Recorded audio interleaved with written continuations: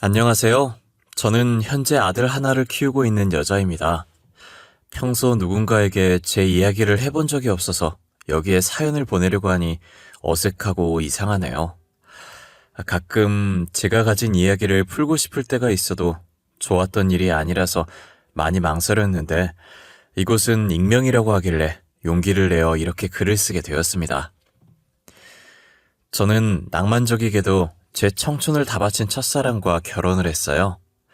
어릴 때 동네 사람들에게 삼총사라고 불릴 만큼 친했던 친구들이 있었어요.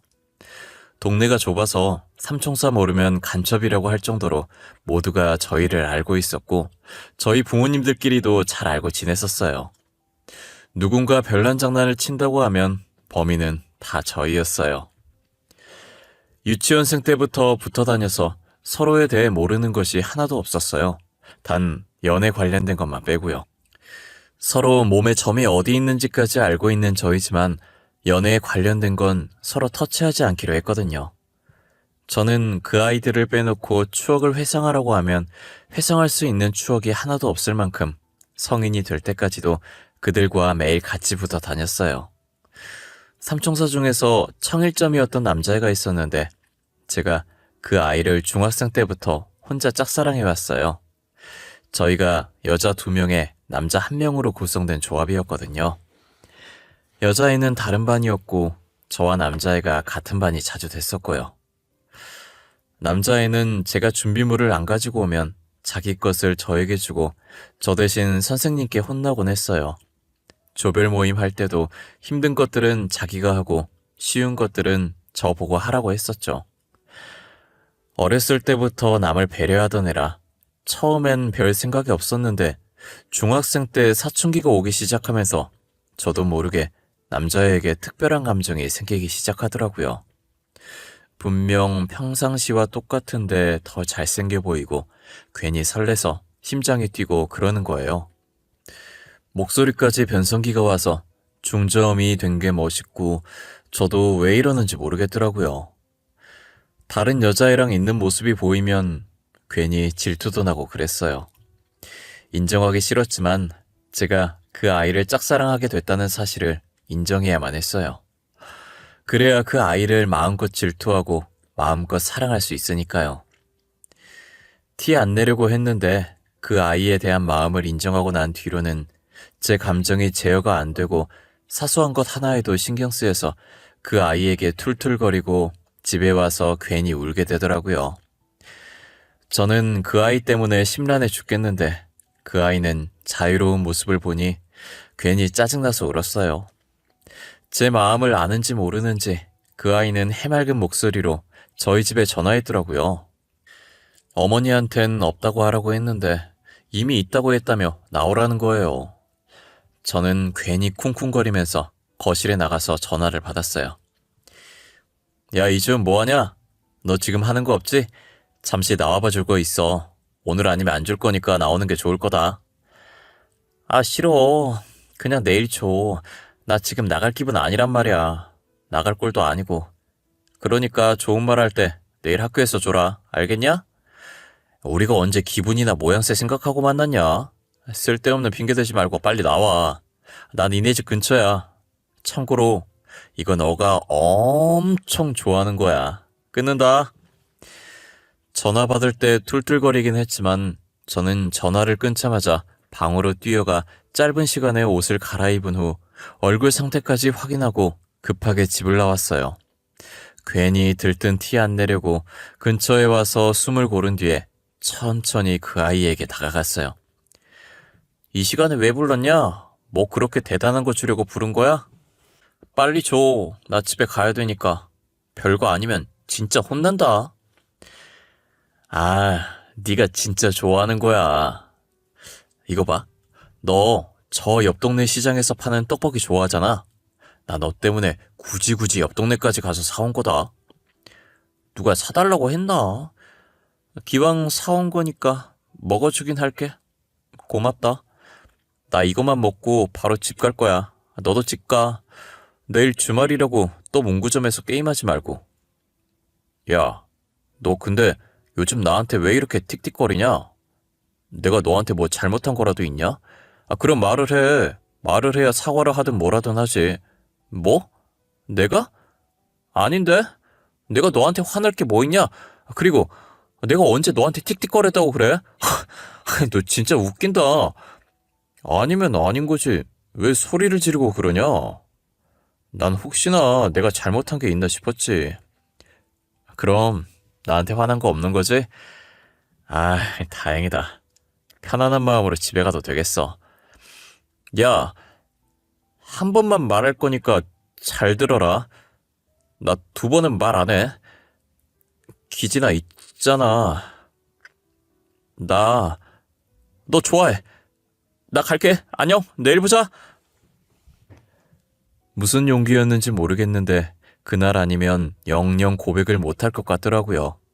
그래서 눈 질끔 감고 고백한 후에 대답도 듣기 전에 일어나서 집으로 가려고 했어요. 그런데 그 아이는 제 손목을 잡더니 왜 대답을 안 듣고 가냐고 하더라고요. 그러더니 자기도 좋아한다고, 저보다 먼저 좋아했다고 고백하는 거예요. 왜 고백 안 했냐고 했더니 제가 자기를 남자로 안 좋아하는 것 같아서 안 했다고 하더라고요. 저희는 서로의 마음을 확인하고 아직 나이는 어리지만 나름 그 나이 때의 풋풋한 연인이 되었어요. 같이 다니던 여자아이도 저희가 연인이 된 걸 알고 진심으로 축하해 주더라고요. 혹시나 중간에 헤어져서 우리 관계가 어색해지면 어쩌나 했는데 걱정과 달리 성인이 될 때까지 저희는 한 번도 싸우지 않았죠. 성인이 되고 각자 취업을 한 뒤 어느 정도 자리가 잡혔을 때 남자친구가 제게 청혼을 했어요. 처음 저희가 연인이 된 장소에 가서 똑같은 위치에서 청혼을 한 거예요. 거창한 프로포즈는 아니었지만 특별한 장소에서 특별한 사람과 함께 있으니 되게 낭만적이더라고요. 제 인생에서 최고의 프로포즈를 받았는데 어느 누가 거절을 하겠어요. 저는 망설이는 사이에 장난이었다고 할까봐 냉큼 남자친구의 청혼을 받아들였죠. 저희는 앞서 말했듯이 동네가 좁아서 부모님들끼리도 서로 잘 아는 사이라 결혼 허락받는 건 문제도 아닐 거라고 생각했어요. 흔쾌히 허락해줄 것이라는 저희 생각과는 달리 시어머니께서 저희 결혼을 엄청 반대하시는 거예요. 제게 대놓고 더 괜찮은 집안과 결혼시키고 싶다고 딱 잘라서 말씀하시더라고요. 집안은 비슷해도 제가 대기업에 다니고 있었기 때문에 그걸로 어필을 해보았는데 전혀 통하지 않았어요. 저는 시어머니의 마음을 돌리기 위해서 매일 시댁에 찾아가서 얼굴 도장을 찍었어요. 선물하면 성의 없고 뇌물처럼 느껴질까봐 음식도 해드리고 청소도 해드리고 할 수 있는 건 다 해드렸죠. 저 못지않게 남자친구도 매일같이 시어머니를 앉혀두고 설득하느라 힘들었다고 하더라고요. 저와 남자친구의 노력이 통했는지 결국 시어머니께서는 두 손 두 발 다 들고 결혼을 허락해 주셨어요. 저희는 힘들게 허락받은 만큼 누구보다 잘 살겠다고 다짐했어요. 결혼 소식을 제일 먼저 삼총사 멤버 중 한 명이었던 친구에게 알려줬어요. 제 말에 친구는 살짝 표정이 일그러지는 것 같더니 금세 웃으면서 축하한다고 하더라고요. 당시엔 친구 표정이 너무 순식간에 바뀌어서 제가 잘못 본 줄만 알았어요. 손뼉을 치면서 진심으로 축하해주는 모습에 저도 활짝 웃으며 고맙다고 했죠. 친구는 드레스며 예식장이며 추천도 많이 해주고 같이 보러도 가줬어요. 친구 덕분에 예쁜 드레스를 입고 화려한 예식장에서 모두의 축하를 받으며 결혼식을 올렸어요. 앞으로 행복한 일만 가득할 것 같았던 결혼식이 끝난 순간부터 저의 순환은 시작되었어요. 시어머니께서는 남편이 하도 졸라서 어쩔 수 없이 결혼을 허락한 거라며, 그러니 시댁사랑 받을 생각했다면 일찌감치 접으라고 하시더라고요. 아무리 며느리로서 제가 탐탁치 않아도 그렇지 면전에 대고 그런 말을 하시니 너무 서운했어요. 그래도 저는 노력만 한다면 언제든 시어머니 마음을 돌릴 수 있을 것만 같았어요. 제가 하기 나름이라는 생각에 아직 부모님에게도 안 했던 효도를 시어머니께 했었어요. 신혼집도 시댁 근처에 마련해서 매일은 아니더라도 일주일에 2번은 꼭 갔었어요. 하지만 시간이 지나도 시어머니는 제게 마음을 열 생각이 전혀 없으신 것 같더라고요. 그나마 시아버지께서는 제 편이라 언젠간 시어머니도 제 마음을 알아줄 거라고 위로해 주셨어요. 남편도 저와 시어머니 사이에서 답답해하고 눈치 보기 마찬가지였어요. 그런데 삼총사 중 한 명이었던 친구가 남편과 저의 결혼 후 부쩍이나 시댁에 자주 놀러 오더라고요. 서로 친했고 각자의 집에 자주 놀러 갔던 터라 처음엔 신경을 안 썼는데 놀러 오는 횟수가 점점 잦아지면서 저도 은근히 신경이 쓰이는 거예요. 더구나 시어머니께서 친구 집안과 제 집안을 종종 비교하곤 했었거든요. 친구는 대대로 사업을 하는 집안이라 저희와 달리 엄청 부유한 집안이었어요. 그래서 시어머니께서 장사하는 저희 집안과 사업하는 친구의 집안을 비교했었죠. 친구는 시댁에 놀러 오면 자기가 며느리인 양 시어머니 옆에 꼭 붙어 있어요. 시어머니의 팔짱을 끼면서 이야기를 나누는데 모르는 사람이 보면 친구를 며느리로 볼 정도였어요. 가끔 밖에 돌아다닐 때도 그러고 친구가 어머님 어머님 하면서 애교를 부리니 그걸 듣고 모르는 사람들이 며느리냐고 물어보곤 해요. 그런데 시어머니도 그렇고 친구도 그렇고 그 말에 딱히 부정도 긍정도 하지 않고 웃어넘겨요. 저는 그런 걸 목격할 때마다 한마디 하고 싶었지만 속 좁은 사람 될까봐 아무 말도 못했어요. 그런 질문들을 받으면 아니라고는 안 했지만 그렇다고 딱히 맞다고도 하지 않았으니 괜히 나섰다가 저만 유난이라고 생각할 것 같았거든요. 그리고 항상 그런 얘기를 듣고 집으로 돌아오면 시어머니께서 항상 하는 얘기가 있어요. 아유, 네가 진짜 내 며느리였으면 얼마나 좋았겠어. 집안도 좋고 성격도 싹싹하니 우리 아들 옆자리에 딱인데 말이야. 에이, 어머님, 주은이가 들으면 서운해하겠어요. 그러지 마세요. 제가 봤을 땐 주은이가 착하고 손도 야무진 게 며느리로 제격이에요. 시은아, 근데 나도 너가 우리 기진이랑 결혼할 줄 알았어. 둘이 되게 잘 어울렸잖아. 아, 진짜 기진이랑 결혼할 줄은 꿈에도 몰랐는데. 사귄다고 했을 때도 저러고 말 줄 알았어. 아유, 그러게나 말이다. 나도 둘이 만난다고 했을 때 소꿉놀이처럼 잠깐 만날 줄 알았지? 결혼하겠다고 할 줄은 몰랐다니까. 우리 아들은, 에휴, 보는 눈이 너무 없어. 아, 다들 그만하세요. 주은이 앞에서 무슨 말을 하시는 거예요, 정말. 주은아, 어머님이랑 지연이가 괜히 이러는 거야. 결혼시키고 나서 서운하니까. 우리 밖에 나가자. 남편에게는 쌍둥이 여동생이 있었는데 시어머니랑 합세해서 제게 비아냥거리는 게 일상이었어요. 친구만 집에 안 오면 비교 안 당할 텐데 친구는 맨날 이런 모습 보면서도 시댁에 계속 놀러오고 시어머니와 신우가 저를 무시하면 저런 식으로 달래면서 밖으로 데리고 나가요. 혼내는 시어머니보다 말리는 신우가 더 밉다고 저는 그런 친구가 너무 밉더라고요. 그래도 제 기분을 풀어줬던 건 그 친구뿐이라 한편으로는 고맙기도 했어요. 친구는 아이 가지면 시어머니께서 마음을 돌리실 거라고 아이를 가져보는 게 어떠냐고 하는 거예요. 저는 친구의 말을 곱씹어 생각해봤는데 물론 자기 핏줄이 생기면 시어머니께서도 좋아하시겠지만 임신이라는 게 제가 당장 임신하고 싶다고 해서 바로 할 수 있는 게 아니잖아요. 저와 남편도 시어머니 마음을 돌리는 데에는 손자밖에 답이 없을 것 같다는 생각이 들어서 반년을 노력했는데도 임신이 되지 않았어요. 포기해야 하나 싶었을 때쯤 속이 울렁거리고 계속 잠이 쏟아지는 게 혹시나 하는 마음에 병원에 가서 검사를 받아보니 임신이라는 거예요. 임신 소식을 알리니 시어머니께서도 엄청 좋아하고 고생 많았다고 안아주시더라고요. 처음으로 느껴보는 시어머니의 따뜻한 품에 저도 모르게 눈물이 났어요. 시어머니께서는 혹시나 아이가 떨어질까 노심초사하시며 저를 챙기셨어요. 거기다 아들이라는 소식에 저를 업고 다니고 싶을 정도로 좋다며 소리 지르시더라고요. 그런 시어머니의 모습을 보고 남편과 저는 아이가 뱃속에서부터 효자라고 웃음이 끊이질 않았어요. 저희는 이제 됐다고, 아들 덕분에 앞으로는 행복한 일들만 있을 거라고 생각했어요.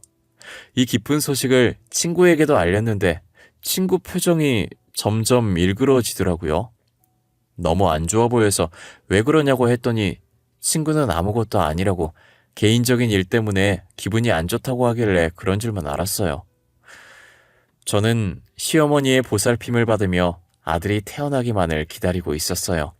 하지만 평화는 잠시였고 얼마 지나지 않아서 시어머니와 신우는 제 임신을 부정하기 시작하는 거예요. 주은이, 너 여기 와서 앉아봐라. 내가 묻는 말에 솔직하게 말해야 한다. 알겠니? 네 뱃속에 있는 아이 말이야. 그 아이 우리 기진이 아이가 맞는 거니?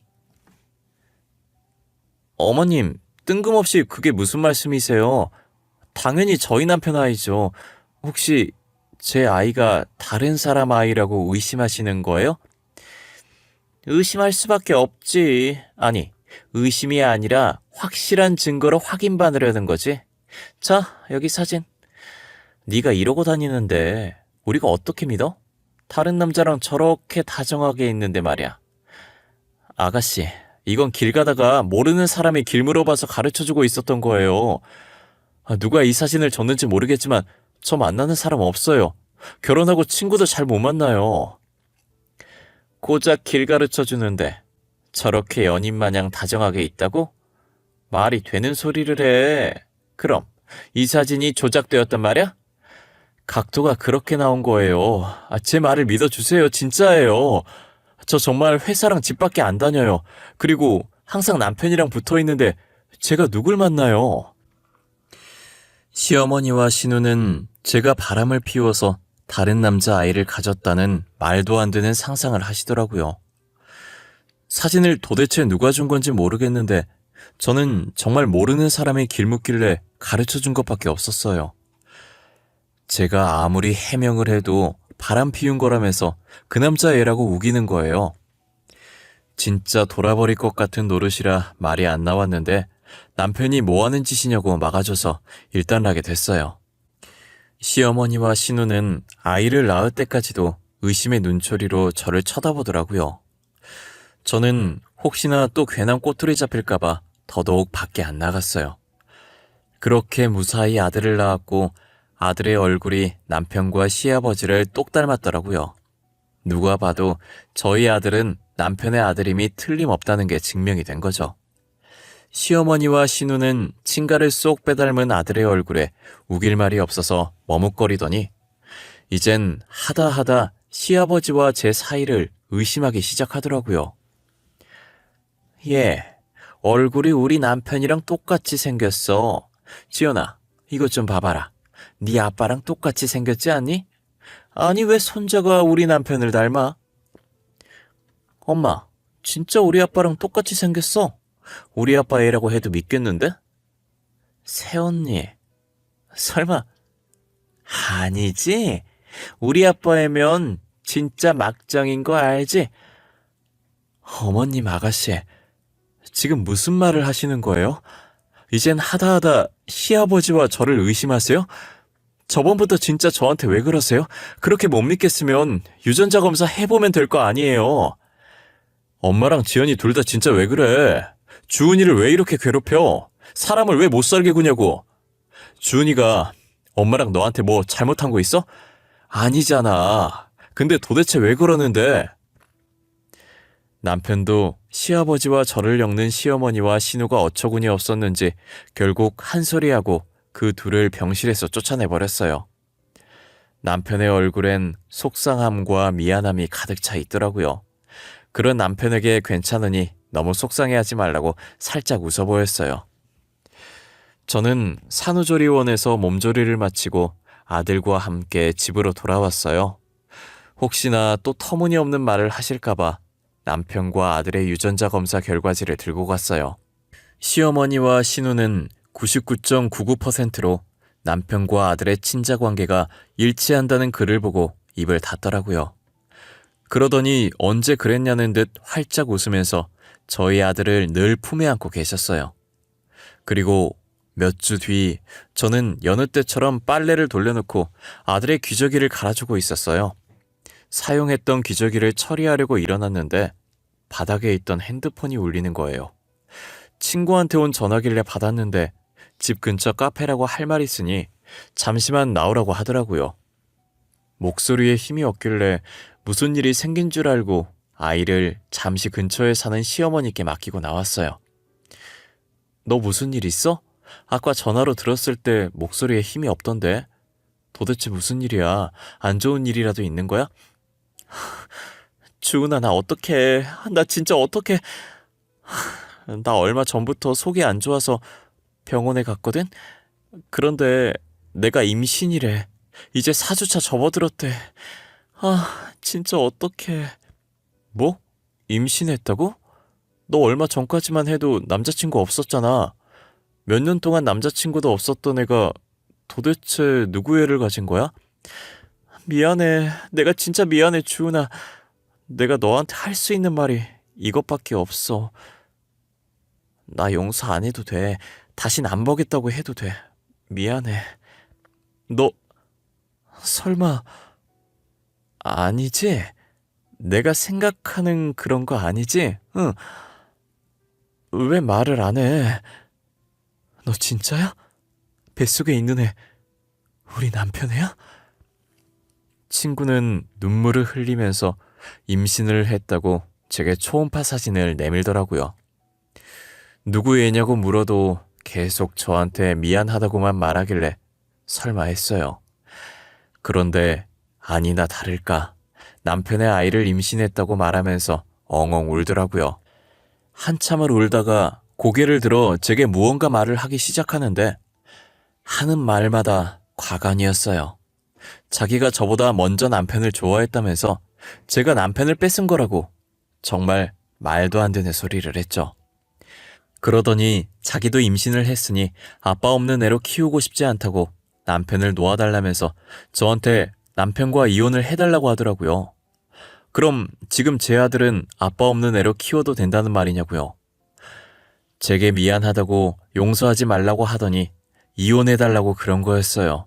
얼마나 뻔뻔하던지 뺨이라도 시원하게 내려치고 싶었는데 CCTV가 있어서 차마 그러진 못하고 제 앞에 있는 물을 친구 얼굴에 뿌려버렸어요. 그리곤 친구가 제게 건넨 초음파 사진을 들고 집으로 돌아왔어요. 탁자에 초음파 사진을 올려두고 남편이 올 때까지 그 사진만 빤히 쳐다봤어요. 비밀번호 누르는 소리가 들리고 남편은 아들을 안고 들어와서 자고 있는 아들을 방 안에 눕히더라고요. 방문이 닫히자마자 저는 초음파 사진을 남편 면전에 던졌어요. 남편은 사진으로 뺨을 맞고 손으로 맞은 부위를 감싸면서 바닥에 떨어진 초음파 사진을 줍더라고요. 뭐야? 갑자기 왜 이걸 나한테 던져? 이거 초음파 사진 아냐? 당신 둘째 가진 거야? 그래? 아이, 둘째는 기대도 안 했는데. 둘째? 둘째 같은 소리 하고 앉아있네. 그래, 너한테는 둘째겠지. 그거 시은이 초음파 사진이야. 시은이 임신했대. 근데 그 애가 네 애라더라? 어? 내 애라고? 무슨 말이야 그게? 이 애가 왜 내 애야? 당신 잘못 들은 거 아니야? 나 시은이랑 아무 사이도 아닌데 무슨 내 애야? 너, 나 애 낳고 몸조리 하고 있을 때 시은이랑 술 마셨었다며. 그때 사고 쳐서 애 가진 거라고 하던데 맞아? 아니야. 엄마랑 동생이 너한테 하는 행동 때문에 속상해서 시은이 만나서 술 먹은 건 사실이야.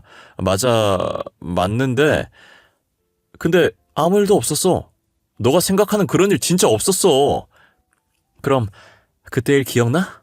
당신 얼마나 마셨고 어떻게 집 왔는지 다 기억해? 하나도 빠짐없이 다 기억하고 있냐고. 아니, 필름이 끊겨서 어떻게 집에 왔는지는 잘 기억 안 나. 저는 더 이상 남편의 말을 들을 가치가 없어서 남편 짐을 싸서 쫓아냈어요. 남편은 갈 곳 없어서 시댁으로 갔고 시어머니께서도 친구의 임신 소식을 들은 건지 제게 전화를 하셔서 이왕 이렇게 된 거 이혼하라고 하더라고요. 저는 아빠 없는 애로 키우라고 하라고 절대 이혼 안 해줄 거라고 하면서 전화를 끊어버렸어요. 저한테 이득이 하나도 없는데 도대체 제가 누구 좋으라고 이혼을 하나요? 엎친 데 덮친 격으로 시아버지께서는 모든 걸 듣고 충격받아서 쓰러지신 거예요.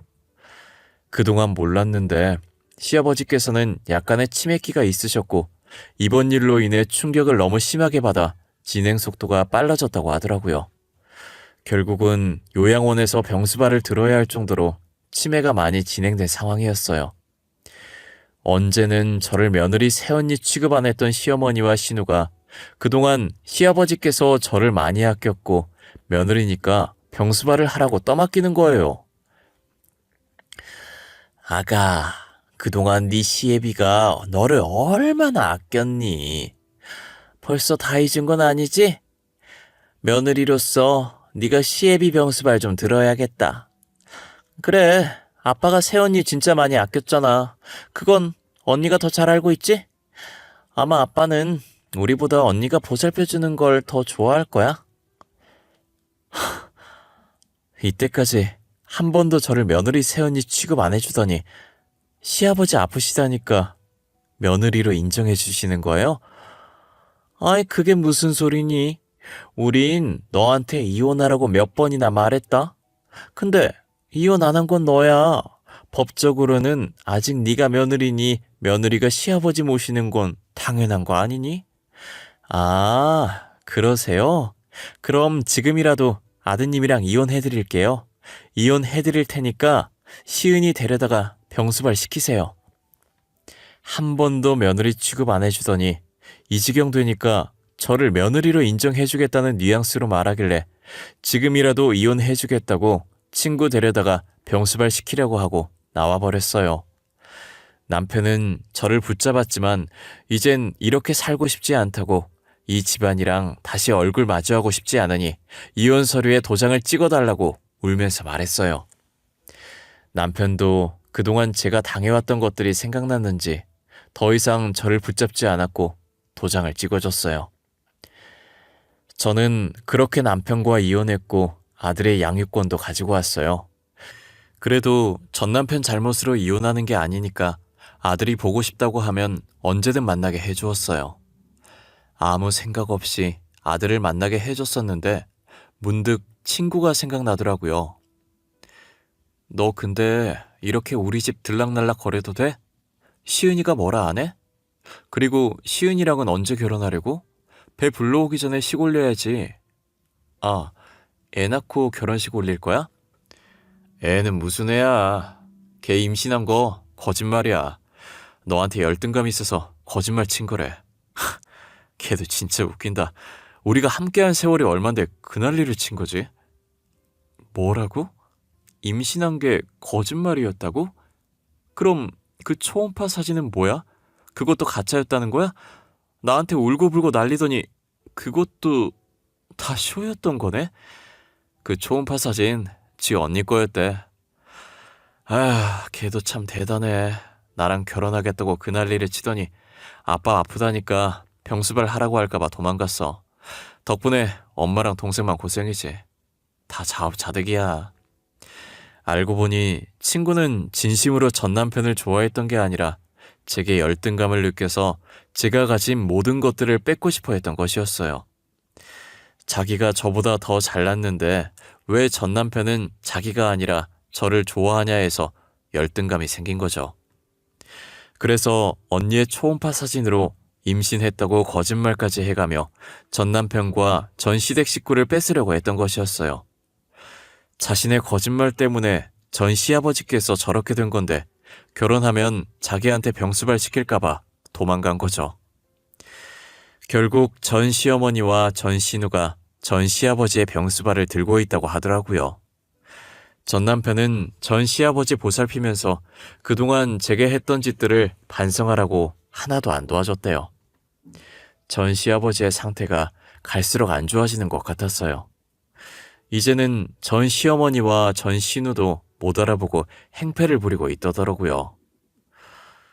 제게 못살게 굴었던 기억만 간직하고 계신 건지 전 시어머니만 보면 고향 것이라면서 머리채를 잡으신대요. 그러면 전 시어머니는 머리채 잡힌 상태로 울고 전 신우는 전 시아버지 손을 때리고 난리래요. 전 신우가 자꾸 자기 손 때리고 하자 다른 손으로 전 신우 머리채를 잡아챈다고 하시더라고요. 결국은 간호사가 말려서 전 시아버지를 떼어놓으면 전 시어머니와 전 신우는 머리가 산발이 된 채로 운대요. 전 남편이 말해주는데 모든 상황들이 머릿속에서 상상이 가서 너무 웃기더라고요. 전 남편이 앞에 있다는 걸 까먹고 저도 모르게 엄청 웃다가 전 남편이랑 눈이 마주치면 미안하다고 했어요. 전 남편은 자기도 실제로 보면 웃겨서 웃는다고 괜찮으니까 저보고도 웃고 싶으면 웃으라고 하더라고요. 저는 전 남편과 친구처럼 지내면서 아들 때문에 아무 감정 없이 자주 만나고 있어요. 오히려 이혼하고 만나니까 더 편한 느낌이었어요. 전 남편은 다시 저와 잘해보고 싶은 생각인 것 같은데 저는 아직 그럴 마음이 없어요. 사실 전 남편이 제게 잘못한 건 없어서 전 시댁 식구와 연을 끊는다고 하면 생각해 볼 만한데 그렇다고 제가 핏줄과 연을 끊으라고 강요할 순 없잖아요. 그래서 둘 다 재결합 얘기는 꺼내지 않고 아들 핑계 대면서 얼굴 마주하고 있는 것 같아요. 가끔은 연애하던 시절로 돌아간 기분이고 그래요. 제 사연은 여기까지입니다. 남의 것은 탐내는 게 아니라는 말이 있잖아요. 이 글을 쓰면서 제 결혼 생활을 망친 친구 생각이 참 많이 나네요.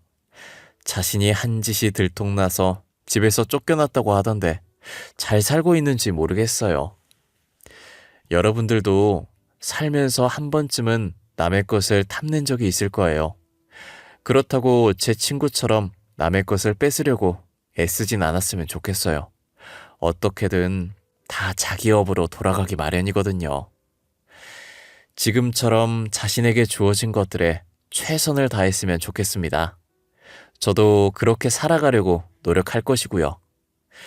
지금까지 제 사연 들어주셔서 감사하고 여러분들의 앞길엔 늘 좋은 일만 가득하시길 바라겠습니다. 감사합니다.